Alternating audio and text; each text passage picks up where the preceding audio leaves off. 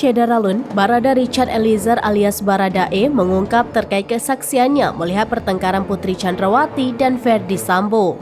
Hal tersebut diungkapkan Baradae saat menjadi saksi dalam sidang lanjutan kasus pembunuhan Brigadir J di PN Jakarta Selatan pada Rabu 30 November 2022. Baradae mengungkap kejadian Ferdy Sambo dan Putri Chandrawati bertengkar itu ada di rumah Saguling.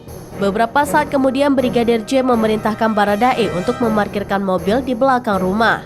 Sekitar 30 menit setelahnya, Ferdy Sambo pun datang bersama sang ajudan Azan Romer dan Barada Sadam.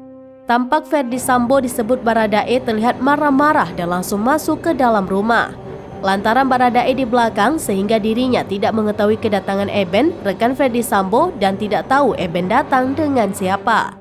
Baradae berjaga di pintu depan rumah bersama dua orang lainnya.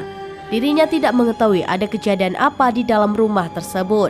Namun beberapa saat kemudian Baradae melihat ada seseorang mengetuk pagar rumah dari dalam dan bermaksud akan keluar rumah. Baradae melihat perempuan yang tidak ia kenali dan perempuan itu menangis. Baradae melihat di dalam rumah ada Pak Eben, kemudian perempuan itu keluar ingin mencari drivernya. Kemudian Baradae membantu mencarikan driver si perempuan tersebut.